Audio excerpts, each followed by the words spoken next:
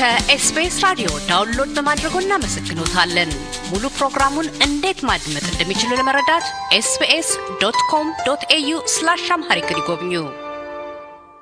በትናንትናው ዕለት እንደ ኢትዮጵያውያን ቀን አቆጣጠር የካቲት 8 2010 ወይም በአውሮፓውያን አቆጣጠር ፌብሩዋሪ 15 ማለዳ ላይ ከቀድሞ ጠቅላይ ሚኒስትር ታምራት ላይኔ ጋር የወቅቱ የኢትዮጵያ ሁኔታ ያሳደረባቸውን ስጋቶች አማራጭ የሚሏቸውን መፍትሄዎችንና መጪውን ጊዜ አስመልክቶ ያላቸውን ተስፋ እንዲያጋሩን ተናግረን ነበር።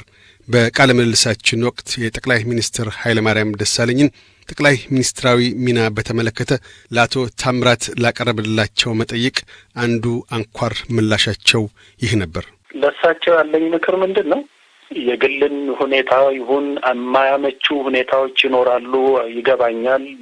ስለማቀው ያንን አካባቢና ያንን ቦታ እነኚህ ሁሉ ነገሮች እንዳሉ እየተረዳሁ፣ ነገር ግን አሁን ጊዜው ይመስለኛል ለሳቸው ታሪክ የሚሰሩበት አዎንታዊ ለሆነ ነገር ማለት ነው። ለሀገር ለአዎንታዊ ለሆነ ለውጥ፣ ለሰላም፣ ለፍቅር፣ ለእርቅ፣ ለመሳሰሉት ጉዳዮች የሚቆሙበት ጊዜ መሆን አለበት አሁን። ስለዚህ በግልጽ ቋንቋ እንደ አንድ የኢትዮጵያ ጠቅላይ ሚኒስትር በዚህ አይነት ወቅት ላይ ከህዝብ ወገን ከኢትዮጵያ ወደፊት ጣፈንታ አኳያ ምን ማድረግ አለባቸው ይላሉ? ሀገሪቷን አሁን ካለበት አጣብቂኝ ማውጣትና ወደ ተሻለ አቅጣጫ እንዲሄድ ፈልገውም ቢሆን ፓርቲያቸው ዘንድ ሆነም በመንግስታቸው ዘንድ ተቀባይነት ካላገኘ ለሀገር ለህዝብና ለራሳቸውም ህሊና ሲሉ ከስልጣናቸው በፈቃዳቸው መልቀቁ አንድ አማራጭ አንድ ትልቅ ሌጋሲ ለሳቸው ሊሆን ይችላል ብለው ያስባሉ? በሌሎች ሀገሮች እንደሚደረገው ለራሳቸው ብቻ ሳይሆን ለሚያምኑት ለእግዚአብሔርም ጭምር ታማኝነት ያስፈልግ ይመስለኛል። እንግዲህ ከእግዚአብሔርም አንጻር ስናየው የተገኘን ስልጣን ወይ ህዝቡን በሚጠቅም መንገድ በሚፈለገው መንገድ ማድረግ፣ አለበለዚያ ደግሞ መተው ነው። በነገራችን ላይ እሳቸው ዝም ብለው ለራሳቸው ግላዊ ጥቅም ሲሉ የሚፈልጉት አይመስለኝም። እውነቱን ለመናገር ያንን ቦታ እንደዛ አይነት ሰውም አይደሉም። ግን መጀመሪያ መስራት መሞከር አለባቸው። በተገኘው ቀዳዳ ሁሉ በተገኘው መንገድ ሁሉ አዲስ ለውጥ የሚመጣበትን ሁኔታ መሞከር አለባቸው ያምናለሁ። የማይችሉበት ሁኔታ ከደረሱ ግን ያለው አማራጭ መልቀቅ ነው። ሆኖም የአቶ ታምራት ላይኔ እባክዎን ከስልጣን ይልቀቁ ማሳሰቢያ ገና አየር ላይ ሳይውል ከጥቂት ሰዓታት በኋላ ጠቅላይ ሚኒስትር ኃይለማርያም ደሳለኝ በራሳቸው ፈቃድ የስልጣን መልቀቂያ ደብዳቤ ማስገባታቸውን በጠሩት ጋዜጣዊ መግለጫ ለኢትዮጵያ ሕዝብ አስታወቁ። የተከበራችሁ የሀገራችን ሕዝቦች፣ ኢህአዴግና መንግስት በአሁኑ ወቅት በሀገራችን የተከሰተውን አለመረጋጋትና ችግር፣ በዚህ ምክንያት በርካታ የሰው ህይወት መጥፋት፣ ከአካባቢያቸው የመፈናቀል እንደዚሁም ደግሞ የንብረቶች መውደም፣ ኢንቨስትመንትን የማስተጓጎልና እንደዚሁም ኢንቨስትመንቶች እንዲወድሙ በማድረግ የተከሰተውን ችግር ለመቅረፍ እንዲያስችላቸው በኢህአዴግ ደረጃም በመንግስት ደረጃም የተለያዩ ሪፎርሞችን በመጀመር እነዚህን ሪፎርሞች ለማሳካት ጥረት በሚያደርጉበት ወቅት ላይ እንገኛለን። እኔም በበኩሌ ለእነዚህ ሪፎርሞች መሳካትም ሆነ እንደዚሁም ደግሞ ላስቀመጥናቸው የመፍትሄ አቅጣጫዎች የመፍትሄው አካል ለመሆን በማሰብ በገዛ ፍላጎቴና ፈቃዴ የኢህአዴግ ኃላፊነትንም ሆነ የመንግስት ኃላፊነትን ለመልቀቅ ጥያቄ አቅርቤያለሁ። ይህንኑ የጠቅላይ ሚኒስትር ኃይለማርያም ደሳለኝን የስልጣን ስንብት መግለጫ ተከትሎ ከቀድሞው ጠቅላይ ሚኒስትር ታምራት ላይኔ ጋር አቶ ኃይለማርያምን አስመልክቶ ያደረግነውን ቃለ ምልልስ ዛሬ ፌብሩዋሪ 16 በአዲስ አጀንዳነት ዳግም አንስተን ተናግረናል። ቀዳሚ መጠይቃችን የነበረው የጠቅላይ ሚኒስትር ኃይለማርያም ደሳለኝ ከስልጣን መሰናበት በለውጥ ሂደቱ ላይ የሚያሳድራቸው አዎንታዊና አሉታዊ ተጽዕኖች ምን ይሆናሉ የሚል ነበር። አመሰግናለሁ ወንድሜ ካሳሁን። አጭር ጊዜ ውስጥ እንደገና ስለተገናኘን እንዳልከው ትናንትና ባደረግነው ቃለ መጠይቅ እንደ አንድ ሁኔታ ጠቅላይ ሚኒስትር ኃይለማርያም ሁኔታውን መለወጥ እና በአዎንታዊ መንገድ ማስኬድ የማይችሉበት ሁኔታ መስሎ ከታያቸው ስልጣናቸውን ቢለቁ የተሻለ እንደሚሆን ነበረ ያሰብኩትና አሁን ስልጣናቸውን መልቀቃቸው ብዙም እንግዳ ላይሆን ይችላል ለብዙዎች፣ በተለይ በፖለቲካው ረገድ ለሚከታተሉ ሰዎች። እኔ በበኩሌ ደግሞ እሳቸው ከግላቸው አንፃር ቢሆን መልቀቃቸው የሚመከር ነው የሚል ሀሳብ ነው ያለኝ። አለቃቀቃቸው በሁለት ሁኔታ ሊሆን ይችላል ብዬ ገምታለሁ። አንደኛው እሳቸው እንዳሉት በራሳቸው ፈቃድ ስልጣናቸውን ለቀው ሊሆን ይችል ይሆናል። ይሄ ማለት እንግዲህ ምንድነው? እስካሁን ድረስ አንዳንድ ነገር ለማድረግ ሞክረው ምንም ሊያረጉ እንደማይችሉ ስለገባቸው እና ምንም ማድረግ በማልችልበት ሁኔታ ሰዎች ሲገደሉ፣ ሁኔታው ሲበላሽ እኔ የዚህ አካል መሆን አልፈልግም ብለው ወስነው ሊሆን ይችላል። ይሄ አንዱ ሁኔታ ነው።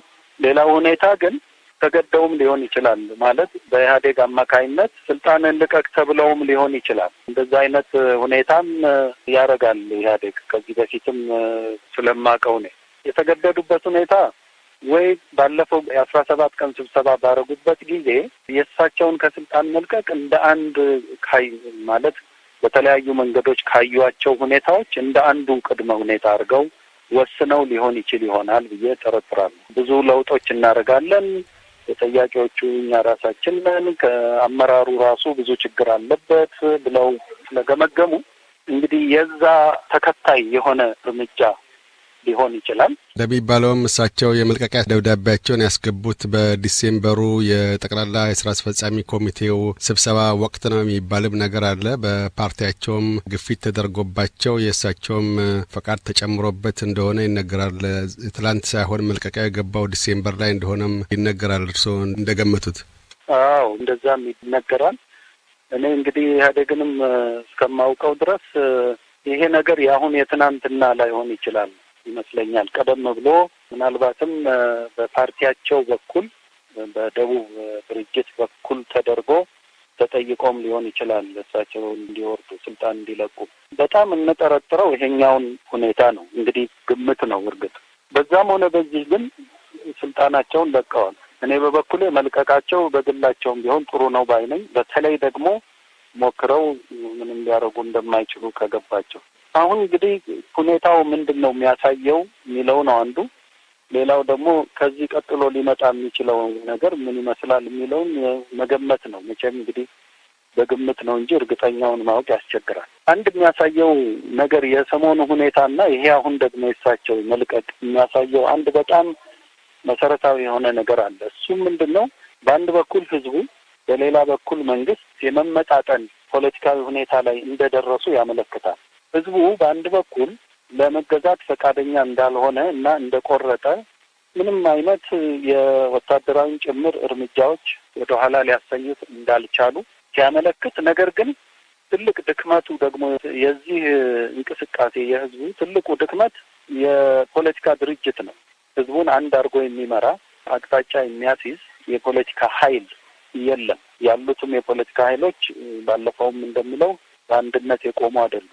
ይሄ የህዝቡ ድክመት ነው። በሌላ በኩል መንግስት ደግሞ ጥንካሬው በእጁ አለ። ወታደሩ አለ፣ ደህንነቱ አለ፣ የመንግስት ማሽኑ በሱ እጅ ነው። ስለዚህ በዚህ ጥንካሬው ከህዝቡ ይበልጣል። ነገር ግን አሁን ባለው ሁኔታ ይሄንን እንደ ቀድሞ ሊጠቀምበት አልቻለም። ስለዚህ ባላንስ ተፈጥሯል። አሁን እኩል ባልሆኑ ኃይሎች መካከል እኩል የሆነ ሁኔታ ተፈጥሯል። ይሄ እኩል ያልሆነ ሁኔታ ሊያመጣቸው የሚችላቸው ሁለት አቅጣጫዎች አሉ። አንደኛው አቅጣጫ ወታደራዊ አምባገነንነት ነው። በንድፈ ሀሳብም በክላሲካል ፖለቲካል አስተያየትም ካየነው ይሄ አይነት እኩል ባልሆኑ ኃይሎች መካከል ያለ የእኩልነት የመመጣጠን ሁኔታ ሲፈጠር የተለያዩ አይነት የአምባገነንነት ኃይሎች ይመጣሉ። በተለይ ደግሞ ህዝቡ ጠንካራ ባለመሆኑ በድርጅት አንጻር ማለት ነው። በእንቅስቃሴ አንጻር ጠንክሯል። በድርጅት አንጻር ግን ድክመት ስላለው ሙሉ ለሙሉ አምባገነናዊ የሆነ ወታደራዊ የሆነ ኃይል ሊፈጥር ይችላል ሁኔታው። ይሄ ሊሆን ይችላል በሚል ነው እንጂ ተጨባጭ የሆነውን ሁኔታውን እንግዲህ በዝርዝር ኢንፎርሜሽኖች ስለሌሉን ያስቸግራል።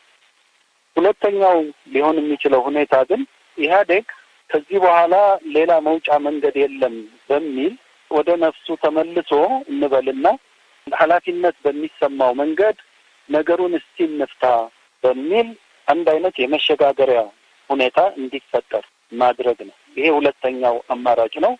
መልካሙ አማራጭ ይሄ ነው። እነዚህ ሁለት ሁኔታዎች ሊመጡ ይችላሉ ከሁለቱ አንዳቸው።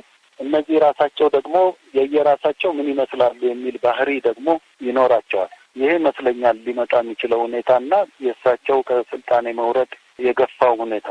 እንዳሉት ከዚህ በኋላ ተከታዩ ጉዳይ ቢኖር ለኢህአዴግ ምክር ቤት ወይም ጉባኤ ቀርቦ በዛ ወሰናል። ከዛ በኋላ በፓርላማው ጸድቆ ስንብት ይደረጋል። በሳቸው ምትክም ሰዎች እንደሚተኩ ነው። ሂደቱ ምንድነው ይመስለው? ከዚህ በኋላ በድርጅቱ አሰራር እነማን ናቸው የጠቅላይ ሚኒስትሩን የሚቀጥለውን ምርጫ የሚያካሂዱት? ድምጽ የሚሰጡት ሰዎች እነማን ናቸው? ቀጣዩስ ተመራጭ ማን ሊሆን ይችላል ይላሉ? አሁን ካሉት የኢህአዴግ ፖለቲካ ተዋናዮች ውስጥ የድርጅቱን አሰራር ተከትለው የሚሄዱ ከሆነ የተለመደውን አሰራር ማለት ነው። ምክር ቤቱ ይሰበሰባል። የኢህአዴግ ምክር ቤት ከሁሉም ከአራቱም ድርጅቶች የተወሰኑ ሰዎች የሚወከሉበት ነው። ማዕከላዊ ኮሚቴዎቹ ያ ምክር ቤት የሚቀጥለውን የኢህአዴግን ሊቀመንበር ይመርጣል። የኢህአዴግ ሊቀመንበር የሚሆነው ሰው ደግሞ እዛው በዚያው ጠቅላይ ሚኒስትር የሚሆነው እሱ እንደሆነ ይታወቃል። ፓርቲው ነው ይሄንን የሚሰይመውና እርግጥ ነው ፕሮሲጀሩን በሚመለከት ፓርቲው የአብላጫ ድምጽ ያለው እንደሚለው በመንግስቱ ላይ ፓርቲው ለፓርላማ ያቀርባል። ፓርላማው ይጠራና ፓርቲው ያስረዳል ለምን ጠቅላይ ሚኒስትር ኃይለማርያም ከስልጣን እንደወረዱ እና ፓርቲው ሌላ ጠቅላይ ሚኒስትር መምረጥ እንደሚፈልግ መሰየም እንደሚፈልግ ያቀርብና ያንን ፓርላማ ያጸድቃል። ከዛ በኋላ እንግዲህ እነሱ በመረጡት ጊዜ ጉባኤ ይደረጋል። ጉባኤው ላይ ይሄ ነገር ይደረግበታል። ግን ጉባኤው ላይ የሚመጣ ለውጥ ብዙም አይኖርም። ምክር ቤቱ ከወሰነ አካሄዱ ይሄ ነው። ትክክለኛው የፓርላሜንታዊ መንግስት አሰራር ፓርቲው ሳይሆን መጀመሪያ መጠየቅ ያለበት ምክር ቤቱ ነው። ግን የኢህአዴግ አሰራር በፓርቲው የሚመራ ስለሆነ ይሄ ነው የሚሰራሩ። በዚህ ከቀጠሉ ማለት ነው። የሚመረጠው ሰው ደግሞ በህገ መንግስቱ መሰረት የሚያቀርቡት ሰው የፓርላማ አባል መሆን አለበት። ጠቅላይ ሚኒስትሩ የፓርላማው አባል ጭምር መሆን አለበት ማለት ከዚህ በፊት ተመርጦ ፓርላማ ውስጥ ገብቶ ፓርላማ አባል የሆነ መሆን አለበት በህገ መንግስቱ መሰረት። ያ ማለት የፌዴራል ምክር ቤት አባል የሆነ ማለት ነው። አዎ፣ የፌዴራል ምክር ቤት አባል መሆን አለበት ጠቅላይ ሚኒስትር ለመሆን። በዚህ አሰራር መሰረት ከታየ የሚቀጥለው ሰው ከፓርቲዎቹ አንዳቸው የማዕከላዊ ኮሚቴ አባል መሆን አለበት። እንዲያውም የስራ አስፈጻሚ ኮሚቴው አባል መሆን አለበት። በፓርቲው አሰራር ባህል መሰረት ይሄ ነው። በውስጥ አሰራራቸውም እንደዚሁ ነው የሚሆነው። በተጨማሪ የፌዴራል ፓርላማው አባል መሆን አለበት። ህገ መንግስቱም ይሄንን ነው። ነገር ግን አሁን ባለው የቀውስ ሁኔታ ውስጥ በዚህ መንገድ ሄዳለሁ የሚለው ራሱ የሚያጠያይቅ ነገር ነው። አሁን የቀውስ ሁኔታ ስለሆነ እስካሁንም እንዳየነው ነገሮች በሚጠበቅ መንገድ አይደለም የሚሄዱት። ስለዚህ ያልተጠበቁ ነገሮች ሊፈጠሩ ይችላሉ። ለምሳሌ ይሄ ሁሉ ስርዓት ሳይኖር ቀርቶ ወታደሩ ወይም የወታደሩ የደህንነቱ ክፍል ኃይል ያለው ክፍል አሁን የሲቪሉ አስተዳደር ሊመራው አልቻለምና እኔ እንደሚሆን አደርጋለሁ ብሎ ቢገባስ የሚል ሀሳብ ሊመጣ ይችላል። አይሆንም ደግሞ አይባልም አሁን ባለው ሁኔታ።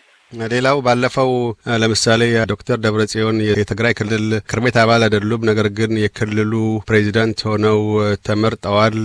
ቢሰሩም ያለ ምክር ቤት አባል ሳይሆኑ እንደገና ከህጉ ውጪ በሆነ መልክ መንገድ እየሰሩ ነው ተብለው ትችቶች ሰንዝረዋል። ልክ እንደዛ ሁሉ አሁን የክልል ምክር ቤት አባል የሆኑ ሰዎችን የሚፈልጓቸው ካሉ ከክልል ምክር ቤት አምጥተው የጠቅላይ ሚኒስትር ቦታስ ሊያስቀምጧቸው አይችሉም ይላሉ። በዚህ ረገድ ለነ ለማ መገርሳ ወይም ለሌሎች በር ይከፈታል ብለው ያስባሉ? ማንስ ሊሆን ይችላል በእርሶ ግምት ከስራ አስፈጻሚው ህጉን ተከትሎ የሚሄድ ከሆነ? ሊሆን ይችላል ህጉን ሳይከተል ባልኩት መሰረት አንዱ ቀደም ሲል ያስቀመጥኩት ነው። ሰራዊቱ ሊገባ ይችል ይሆናል ያልኩት ነው። ሁለተኛው ግን አሁን ያልከው ነው። ከዚህ በፊትም ደግሞ በልምድ አይተናል። እንዳልከው በዶክተር ደብረጽዮን በትግራይ ክልል አይተናል። ጠቅላይ ሚኒስትር ኃይለማርያም ራሳቸው በኋላ ከመመረጣቸው በፊት የተተኩበት መንገድም የራሱ ህጋዊ ችግር ነበረው። ስለዚህ አሁን ደግሞ ቀውሱ የበለጠ ስለሆነ የግድ በዛ አሰራር መሰረት ይሄዳሉ ለማለት ያስቸግራል። ስለዚህ ወይ ከክልል ሊመጣ ይችላል ከኢህአዴግ ምክር ቤትም ስራ አስፈጻሚም ሆኖ ግን የፌዴራል ምክር ቤት አባል ያልሆነም ሰው ሊመጣ ይችላል። አንድ አይነት ስም ወይም ደግሞ መሸጋገሪያ ነገር ሊሰጡት ይችላሉ። መሸጋገሪያ ምናምን ብለው ከሌላ ቦታም ሊመጣ ይችላል። ምንም ይሄ ሊሆን አይችልም የሚባልበት ነገር አይደለም አሁን ያለው። በተረፈ ግን ማን ሊሆን ይችላል የሚለው በጣም አስቸጋሪ ይመስለኛል አሁን ለማየት። አንድ ነገር እርግጠኛ የሚሆነው ምንድነው ጠቅላይ ሚኒስትሩን ቦታ ለመተካት ሰው ማን ይመረጥ የሚል ውይይት ላይ የሚቀመጡ ከሆነ በጣም ትልቅ ሽኩቻና በጣም ትልቅ ልዩነት፣ በጣም ትልቅ ንትርክ እንደሚፈጠር ምንም ጥርጥር የለውም። ምክንያቱም አሁን በአንድ በኩል በኦህዴድ የሚታየው ከኢህአዴግ አሰራሮች የማፈንገጥ ጉዳይ አለ። ያገባናል ባዮችም ናቸው። በብአዴንም በኩል እንደዚሁ ያገባናል ባዮች ናቸው። እንደውም አሁን ያለው የምክትል ጠቅላይ ሚኒስትርነቱ ቦታ በብአዴን ነው የተያዘው። ስለዚህ ጠቅላይ ሚኒስትሩ በራሳቸው ለቀቁ የሚለውን ብንወስድ የመተካት እድል ያላቸው ምክትል ጠቅላይ ሚኒስትሩ ናቸው። ግን ያ ራሱ ተቀባይነት አለው ወይ በሌሎቹ ያጠራጥራል። ህወሓት ራሱ ይሄንን አይፈልግም ወይ? ይፈልጋል፣ ማስቀጠል ይፈልጋል። ነገር ግን ለህወሓት በጣም ከባድ የሚሆንበት ይመስለኛል። ስለዚህ በብአዴን የምክትል ጠቅላይ ሚኒስትርነቱን ቦታ የመተካትና ማለት የጠቅላይ ሚኒስትርነቱን ቦታ በምክትሉ የመተካት ሁኔታ አንዱ ነው። ወይም ደግሞ ከኦህዴድ ሰዎች መምጣት አንዱ ነው። ሌላም ሁኔታ አለ። ሌላው ሁኔታ ጠቅላይ ሚኒስትር ኃይለማርያም ከደቡብ የመጡ ስለሆኑ እሳቸው ደግሞ ጊዜያቸውን ሳይጨርሱ ስለሆነ አሁን የለቀቁት በፈቃዳቸው እሳቸው እንዳሉት ከዛው ከደቡብ የሚተካበት ሁኔታ ለምን አይፈጠርም የሚል ሀሳብም ሊነሳ ይችላል ስብሰባው። ይሄ ሊሆን አይችልም የሚባልም አይደለም፣ ሊሆን የሚችል ነገር ነው፣ ሊነሳ የሚችል ነገር ነው። ስለዚህ እድሎቹ እነዚህ ናቸው። ግን በጣም አስቸጋሪ ነው ማን ሊሆን ይችላል የሚለው። ከዚህ ሁሉ ውጭ የሆነ ሰውም ቅድም እንዳልነው ፕሮሲጀሩን ባልተከተለ መንገድ ከሄዱ በአንዳች አገባብ የኃይል ሚዛኑ ከዚህ ሁሉ ውጪ የሆነ ሰው ይምጣ ወደሚል የሚያዘነብል ከሆነ ከዚህ ሁሉ ውጪ የሆነ ሊመጣም ይችላል። በጠቅላይ ሚኒስትሩ ስልጣን እንደሚለቁ ወይም የመልቀቂያ ደብዳቤ ማስገባታቸውን ለሕዝብ በገለጹበት ወቅት ካደረጉት ንግግር ውስጥ አንዱ ሰላማዊ በሆነ የስልጣን ሽግግር እንዲኖር ጭምር እንደሚሹና በዛም መንገድ ለመክፈት እንደሆነ አንዱም የስልጣን ለቀቃቸው ይሄን አንስተዋል። ይሄ በአንድ በኩል በኢትዮጵያ ውስጥ በዚህ መንገድ መሄዱ እንደ ጥሩ ጅምር እንደ ጥሩ ተሞክሮ ሊታይ ይችላል። ወደፊቱ ምን አይነት አዎንታዊ ተጽዕኖ ይኖራል ይላሉ? ቀደም ሲል እንዳነሳሁት አቶ ኃይለማርያም ስልጣናቸውን በራሳቸው ፈቅደው ለቀው ከሆነ እንዳሉት እሳቸው ደግሞ ያሉትንም መውሰድ ነው የሚቀለኝ የሚሻለው ከሆነ ጥሩ ባህል ነው፣ ጥሩ መንገድ ነው። ለሌሎችም ከዚህ በኋላ ለሚመጡትም ጥሩ መንገድ ይመስለኛል። ሌላው ግን ስልጣንን በሰላማዊ መንገድ ማሸጋገር የሚባለው እኔ ትንሽ ለየት ባለ መንገድ ነው የማየው። ስልጣን እስከ ዛሬ ድረስ በሰላማዊ መንገድ አልተሸጋገረም። በዛው በኢህአዴግ ውስጥ ከአንዱ ወደ አንዱ እርግጥ ተሸጋግሯል። ጠቅላይ ሚኒስትር መለስ በሞቱበት ጊዜ ሌላ ምርጫም አልነበረም። ሌላ ጠቅላይ ሚኒስትር መምጣት ነበረበት። ከዛው ከኢህአዴግ ውስጥ አቶ ኃይለማርያም መጥተዋል። ከዛ በፊትም በዶክተር ነጋሶና በጠቅላይ ሚኒስትር መለስ መካከል የተካሄደውን የፕሬዝዳንትነት ልውውጥ በሰላማዊ መንገድ እየተባለ ሲነገር የነበረ ነው። በዛው በኢህአዴግ ውስጥ በፓርቲው ስርዓትና የዴሞክራሲያዊ ማዕከላዊነት አሰራር መሰረት የተካሄደ ነው።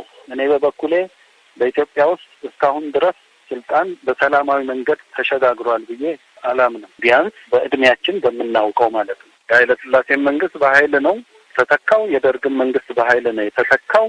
ከዛ በኋላም ኢህአዴግ ነው ያለው። ግን የእሳቸው እርምጃ ጥሩ ትምህርት ይሰጣል፣ ጥሩ ነገር ነው። እንዳሉት በራሳቸው ፈቃድ ለቀው ከሆነ ማለት ነው። ኢህአዴግ ግፊት ለቀው ከሆነ ግን አሁንም ያ ባህል ገና አልለቀቀንም ማለት ነው። ሌላው ያነሱት ጉዳይ ቢኖር ከዚህ በኋላ የቀድሞ ጠቅላይ ሚኒስትር ተብዬ መጠራት ፈልጋለሁ፣ ወደዛው ነው ማመራው ብለዋል። እርስዎ የቀድሞ ኢትዮጵያ ጠቅላይ ሚኒስትር ኖት፣ ወደ እናንተ ክለብ ሊቀላቀሉ ነውና አቀባበላችሁ እንዴት ይሆናል?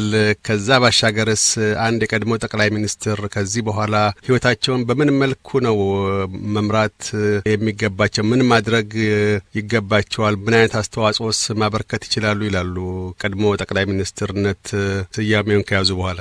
እንግዲህ በመልካም ሁኔታ በሰላማዊ ሁኔታ ስልጣናቸውን ለቀው ከዛ በኋላ በምርጫቸው ደግሞ የሚያገለግሉበት ወይም የሚቆዩበት የሚሰሩበት ሁኔታ መፈጠሩ ደስ ይለኛል። በበኩሌ የእኔ ሰላማዊ አልነበረም፣ በመከራ ውስጥ ያለፈ ነው። መከራው ራሱ ግን ያስተማረኝ ነገር ስላለ በኋላ በሚመጣው ሁኔታ ላይ ልዩነት ሊኖረው ይችላል። እኔ እና እሳቸው ምን ማለቴ ነው? የእሳቸው አሁን ከለቀቁ በኋላ እንደገባኝ ከሆነ በኢህአዴግ ክልል ውስጥ ሆኜ እሰራለሁ፣ ለሰላም አሁን ለተጀመረው ሪፎርም አስተዋጽኦ አደርጋለሁ ያሉ ይመስለኛል። ልክ ነው። በፓርቲ ውስጥ የሚኖራቸው ሚና እንደሚቀጥል ነው የገለጹት። አዎ አሁን እንግዲህ ይሄ ምን ማለት ነው የሚል ጥያቄ አነሳለሁ። እኔ በበኩሌ የጫረብኝም ይሄ ነው። ጥሩ በፓርቲው ውስጥ ሆነው ሊሰሩ ወስነው ከሆነ ኢህአዴግ እስካሁን ድረስ ሲያራምደው በቆየው አሁንም ድረስ እስከምናውቀው ድረስ አራምደዋለሁ ብሎ በያዘው የፖለቲካ መስመር ስር እሱን በማመን የፖለቲካ መስመሩን ማለቴ ነው ድርጅቱም እንደ ድርጅት ኢህአዴግም እንደ ኢህአዴግ በዚሁ መስመር በዚሁ ፖሊሲ በዚሁ የኢኮኖሚ የፖለቲካ ማህበራዊ ፖሊሲ በዚሁ የፖለቲካ መስመር በዚሁ ርዕዮተ ዓለም አብዮታዊ ዴሞክራሲ ማለት ነው በተባለው ወይም ደግሞ ይሄ ልማታዊ መንግስት በተባለው በዚሁ ክልል ነገሮች እንዲሻሻሉ እሰራለሁ ነው ሀሳባቸው? ወይስ ደግሞ የለም ይሄ እስካሁን የመጣንበት መንገድ ተሳሳተ መሆኑ ገብቶኛልና መለወጥ አለበት ነው? ይሄ ልዩነት አለው፣ ትልቅ ልዩነት አለ። ካነጋገራቸው ስነሳ እና እንደገባኝ ካልተሳሳትኩ ስነሳ አሁን ባለው የፖለቲካ ክበብ ውስጥ አሁን ባለው የፖለቲካ መስመር ይዘት ውስጥ ባለው ርዕዮተ ዓለም ውስጥ ግን ለሰላም ለሁኔታዎች እንዲመቻቹ እሰራለሁ የሚል ነው የሚመስለው። ይሄ ከሆነ ብዙም ለውጥ የሚያመጡ አይመስለኝም። ነገር ግን ያለውን ሁኔታ ገምግመው አይተው የለም ብዙ ችግር አለ፣ ስለዚህ ለየት ያለ ራዕይ ለየት ያለ መስመር ያስፈልጋል ከሆነ ይሄ ደግሞ ሌላ አቅጣጫ ነው። እኔ መሆን ያለበት አቅጣጫ የሚመስለኝም ይሄ ነው። ስለዚህ በሁለቱ አቅጣጫዎች መካከል ልዩነት አለ ሰው ሆነው በሚሰሩበት ጊዜ ማለት ነው። ስለዚህ ወደፊት የበለጠ የምናየው ይሆን ይመስለኛል። ወደ ክለባችሁ እንዴት ነው የምትቀበሏቸው? ወደ ክለባችን የቀድሞ ጠቅላይ ሚኒስትር ተብለው መምጣታቸው በጣም ደስ ይለኛል። ማለት ብዙ ችግር ብዙ ፈተና ያሳለፉ እንደሆነ ይሰማኛል። ዝርዝሩን ባላውቅም ግን ከነበርኩበትም ሁኔታ ስለሆነ ይሰማኛል። ብዙ ያልተመቹ ሁኔታዎች እንደነበሯቸው ማወቅ ቀላል ነው፣ ብዙ አያዳግትም። ነገር ግን አለቃቀቃቸውም ሰላማዊ እንዲሆን ከዚህ በኋላም ደግሞ ችግር እንዳይገጥማቸው በሚያምኑበት እምነት በሰላማዊ መንገድ እንዲኖሩ ለእሳቸውም ለቤተሰባቸውም እመኛለሁ፣ እጸልያለሁ። እኔ በመልካም ጎን ነው የማየው። በተረፈ ግን አንዳንድ እንደው ከዚሁ ጋር ከፈቀድክልኝ አንዳንድ በዚሁ አጋጣሚ ከዚህ ከሁኔታው ጋር በተያያዘ ላሳስብ የምፈልጋቸው ነገሮች አሉ። ጥሩ። አንደኛው የሚያሳስበኝ ምንድን ነው? ቅድም እንዳነሳሁት አሁን የእሳቸው መልቀቅ የወታደሩን መምጣት የሚያመጣ ከሆነ የጦር ኃይሉ በታላቅ ኃላፊነት ነገሩን እንዲይዘው ማሳሰብ እፈልጋለሁ።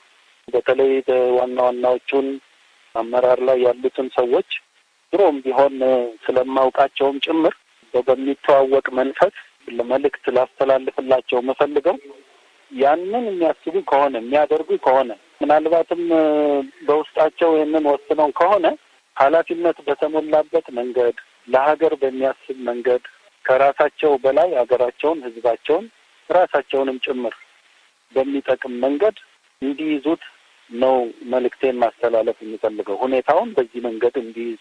ሁለተኛው ማሳስበው ኢህአዴግ በሕገ መንግስቱና በፓርቲው ማሰራር መሰረት ቅድም እንዳልነው የሚያመጣው ሰው ቀጥሎ የሚመጣው ጠቅላይ ሚኒስትር ማንም ይሁን ማንም ይሄንን አሁን ያለውን ቀውስ ሊፈታ የሚችል በሁሉም ረገድ በዙሪያ መለስ በሆነ መንገድ የህዝቡን ጥያቄዎች በሚመልስ እውነተኛ ደግሞ ስልጣን ይዞ ሊሰራበት በሚችል አግባብ ሁሉንም ፓርቲዎች ደግሞ የኢህአዴግ ድርጅቶች የሆኑትን በተለይ ወደ አንድ የሚያመጣ አስተሳሰብ ያለው አይነት ከብሔሮች እና ብሔረሰቦች በላይ ሀገር ብሎ ኢትዮጵያ ብሎ የሚያስብ የዛ አይነት ጠቅላይ ሚኒስትር ከየትም ይሁን ከየትኛውም ብሔር ቢሆን የዛ አይነት ሰው መጥቶ ሁኔታውን በሰላማዊ መንገድ በጥሩ ሁኔታ ሊለውጠው የሚችል ሰው እንዲያደርጉ መልእክቴን አስተላልፋለሁ። በጠባብ ድርጅታዊ በሆነ ሽኩቻና ኢንተረስት ወይም ግለሰባዊ በሆነ ፍላጎት ላይ በተመሰረተ ሳይሆን ሀገራዊ የሆነ እና ኃላፊነት ያለበት አይነት አስተያየም ለማድረግ ቢሞክሩ ጥሩ ይመስለኛል እላለሁ። ከዚሁ ጋር ደግሞ ሌሎቹም መሪዎች ከዚሁ ከሚመጣው ጠቅላይ ሚኒስትር ጋር ሆነው እንግዲህ በዛ አይነት የሚሰይሙ ከሆነ ነው ሁኔታውን ወደ ተሻለ ወደ ሰላማዊ እና የህዝቡን ጥያቄ ወደሚመልስ ፖለቲካ እስረኞችን የቆዩትንም የማይታወቁትንም የሚታወቁትንም የውጭ ድርጅቶች ናቸው ቴሮሪስቶች ናቸው ተብሎ የታሰሩትንም ማንኛውንም ሰው ሳይቀር ወደሚፈቱበት ወደሚለቁበት እና ከውጭም ደግሞ ያሉ የፖለቲካ ድርጅቶች ገብተው አገር ውስጥ ሚናቸውን የሚጫወቱበት አስተዋጽኦ የሚያደርጉበት ሁኔታ ዴሞክራሲያዊ የሆነ ሲቪል የሆነ ሁኔታ የሚፈጥሩበትን ቢያደርጉ መልእክቴን አስተላልፋለሁ። ሶስተኛው አንድ በደንብ ማሰብ ያለብን ሁኔታ ያለ ይመስለኛል እንደ ህዝብ አሁን በተለይ ደግሞ ግንባር ቀደም የሆኑ የፖለቲካ ድርጅት መሪዎችና ኃይሎች ማሰብ ያለባቸው ነገር አሁን በዚህ ሁኔታ ውስጥ ቀውስና ጥላቻ፣ ግድያ የመሳሰሉት ነገሮች ባሉበት ሁኔታ